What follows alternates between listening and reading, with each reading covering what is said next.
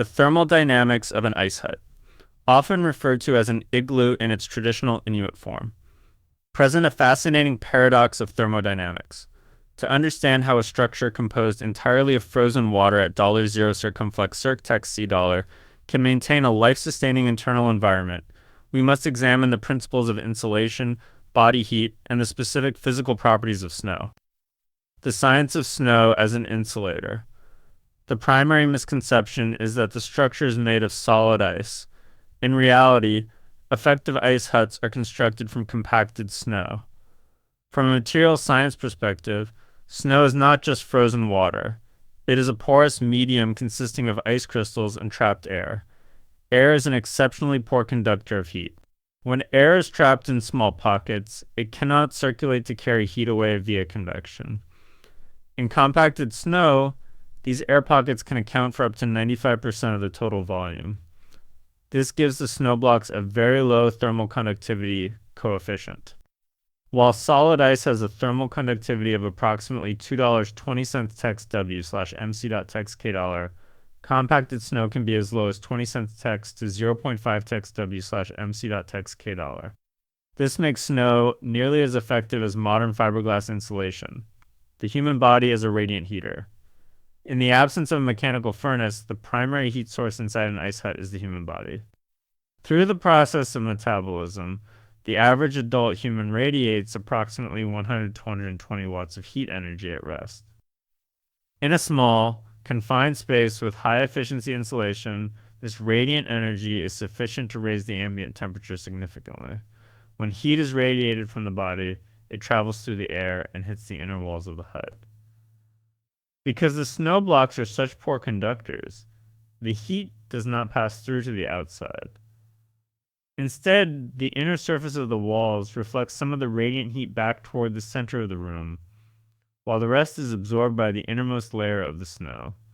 The phase change and the glazing effect. A critical scientific phenomenon occurs shortly after the hut is occupied. The heat from the occupants causes the innermost layer of the snow blocks to melt slightly.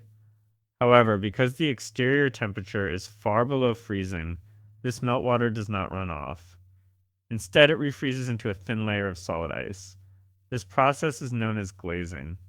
This layer of ice serves two vital functions. First, it acts as an airtight seal, preventing any wind from penetrating the porous snow. Second, it adds structural integrity to the dome through a process of continuous sintering, effectively turning the individual blocks into a single, monolithic shell. Convection and the architecture of warmth.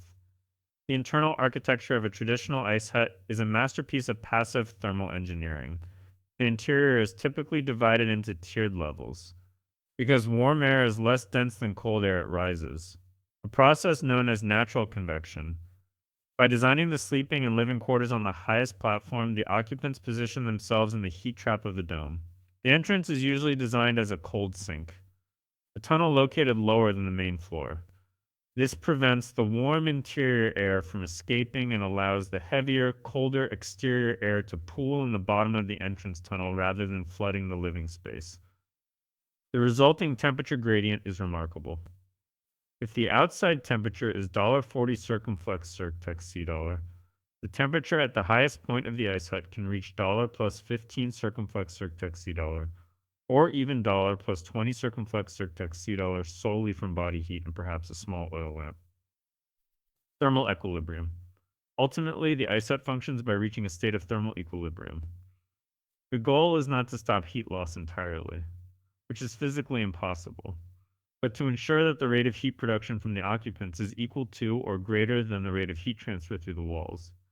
The thickness of the snow blocks ensures that the cold wave from the outside and the heat wave from the inside meet somewhere in the middle of the block. As long as the interior surface remains at or slightly above the freezing point, the structure remains stable, and the inhabitants remain warm in an environment that would otherwise be fatal.